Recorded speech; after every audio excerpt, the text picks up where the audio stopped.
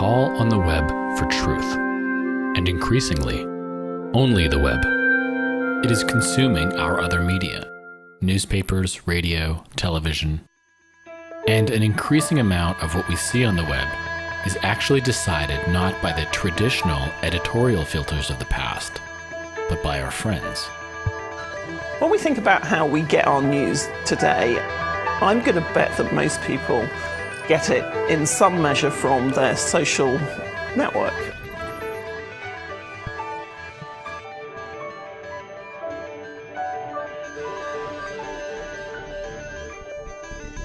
When you have billions of articles a day being read by billions of people, of course the only way really to sort it is automatically through something called an algorithm, which decides which pieces of news it's going to show you.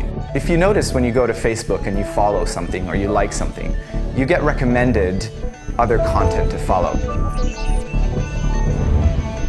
We have these systems, especially in social networks, that are optimizing to feed us content that reinforces our beliefs and content that makes us want to stay in these spaces more and more. So for example, if we take collaborative filtering,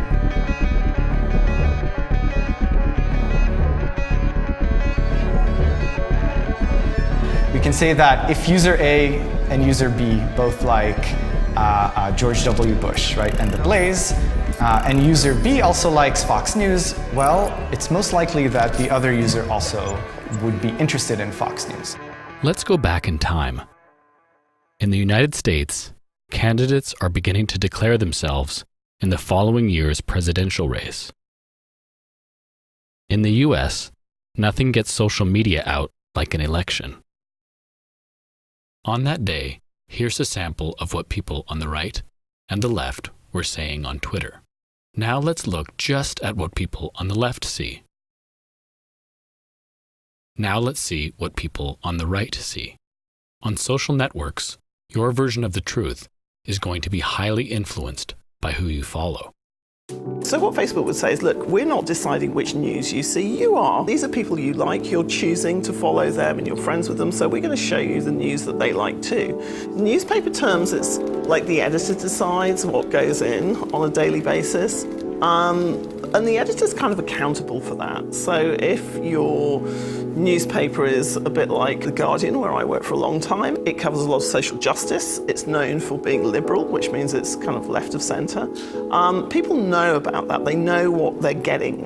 What's breaking down now is that filter, that editorial layer, how it's all assembled and then presented back to you. That's not very transparent. If personalisation only works in a way that shows you things that it knows you're going to like, what about news that you don't like? You know, what about news that doesn't interest you, but that perhaps you are not even aware of? But as a citizen, as somebody who's going to exercise a vote in how your country is run, to not know about certain things because, you know, maybe your friends don't know about them either, that's problematic. The web allows everyone to speak their own version of the truth. Here are some of these voices discussing an issue that has divided people. Where do you sit?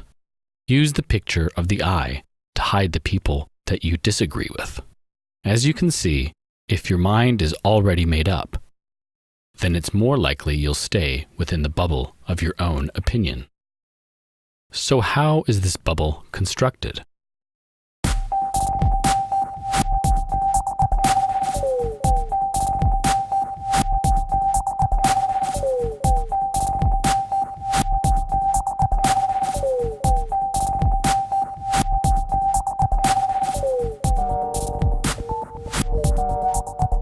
I think most people don't consider or don't think how many signals Facebook uses in an automated mechanism to calculate what they should display for you.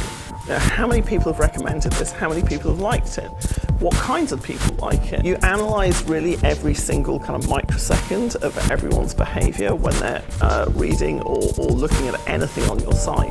Facebook has made a very specific decision that if you've gone onto someone else's page, that's an important signal that means you want to consume more of their content. So they take all these different inputs and then calculate a score. They call it EdgeRank. and use that score to automatically choose which types of content to show. All of those are editorial decisions. Engineers say, no, they're engineering decisions, but they're not really. They're editorial decisions because they affect what people see, and they are sentient filters, if you like, on the world. So I'm from Israel, and over the summer, last summer, things really heated up. So I went on Twitter, I went on Instagram, I went on Facebook, and I started observing the content that was being shared. And what I saw was this recurring pattern of polarization. Right, so this light blue region are people that follow each other at much higher frequency than they do the rest of the graph. On the left, we have what I call the pro-Israeli side, so people effectively trying to be protective of IDF and what IDF is doing throughout the summer. And on the right side, we have accounts that are more critical of IDF and Israel. There were multiple times where the Israeli Defense Forces attacked UN facilities. But what was so stunning to see was the difference in frame and in how these stories were narrated amongst these sort of two polarized groups.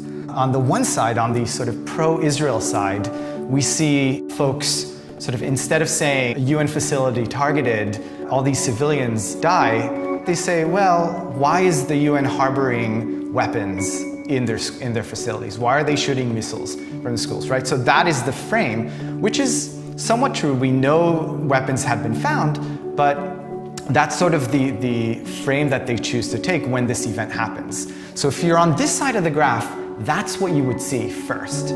If you're on the other side of the graph, it's much more informational and highly criticizing of IDF, right? So IDF shoots UN facility, all these people die.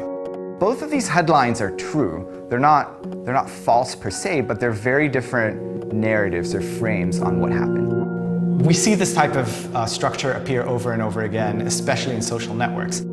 Intense polarization because you're constantly fed content that reinforces your views versus challenges them, because these companies are optimizing to keep you there, to keep you engaged, keep you clicking, make you happy, right? By feeding you content that makes you a little uncomfortable, they may lose you, right? And that has very direct business consequences to them. There's a term which is the fourth estate, which is how the press and journalists used to be described. They stood separately. They stood separately from commerce. They stood separately from government. They stood separately from the church, because it was seen as being very important that you had a free press that couldn't be suppressed or influenced by these systems of power, that wasn't owned by the government. The problem, if you think that that is a healthy way to inform society, as you see this kind of merging of functions between, say, Silicon Valley and the free press, it means that organizations which are very explicitly about getting news to the broad population no longer have that independence of action. Newspapers used to own their own presses, and now it has to go through the filtering of an algorithm on a social website. It's very clear we have to have a discussion about what we're optimizing for. And in a world where most people consume their news from Facebook, are we optimizing for clicks and for traffic, or for an informed public? Right? And those are very different, two very, very different products. We shape the world around us. We decide who we follow, we decide where we get our news, and we create the algorithms that filter our world. The future is unwritten, and you can help us write it on the next episode of Do Not Track.